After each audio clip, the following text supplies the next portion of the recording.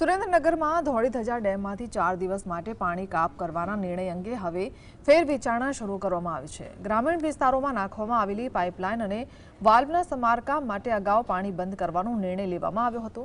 જો કે 4 દિવસ પાણી બંધ રાખવાથી 300થી વધુ ગામોમાં પીવાના પાણીની અને સિંચાઈના પાણીની ગંભીર સમસ્યાઓ સર્જાઈ શકે તેમ હતી। સ્થાનિક લોકો અને ખેડૂતોને હાલાકી ન પડે તે બાબતને ધ્યાનમાં રાખીને તંત્રએ હાલ પાણી બંધ કરવાના નિર્ણયને મોકૂફ રાખ્યો છે। હવે ટૂંક સમયમાં સમારકામ માટેની નવી તારીખો જાહેર કરવામાં આવશે, જેથી ખેડૂતોને સ્થાનિક રહેવાસીઓને ઓછામાં ઓછી તકલીફ પડે।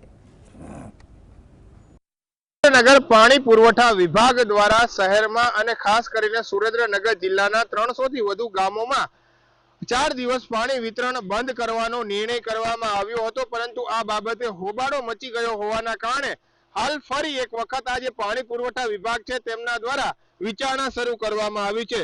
સુરેન્દ્રનગરના ધોળીધજા ડેમમાંથી મૂડી હોય, સાયલા હોય અને અલગ અલગ જે સુરેન્દ્રનગર જિલ્લાના 300 થી વધુ ગામોમાં પીવાનું પાણી પૂરું પાડવામાં આવી રહ્યું છે। ત્યારે મેન્ટેનન્સ અને ખાસ કરીને જે ગ્રામીણ વિસ્તારોમાં સૌની યોજનાના જે વાલ નાખવામાં આવ્યા છે તેના સમારકામના બહાને 2 ડિસેમ્બરથી લઈ 5 ડિસેમ્બર સુધી ધોળીધજામાંથી પાણી સપ્લાય કરવાનો બંધ કરવાનો નિર્ણય કરવામાં આવ્યો હતો, પરંતુ હાલના તબક્કામાં ખેડૂતો દ્વારા સિંચાઈ માટે પાણી આ ડેમમાંથી લેવામાં આવી રહ્યું છે। શિયાળાની ઠંડીમાં પીવાના પાણીની અછત ન સર્જાય તે માટે હવે ફરી એક વખત પાણી પુરવઠા વિભાગે વિચારણા શરૂ કરી છે।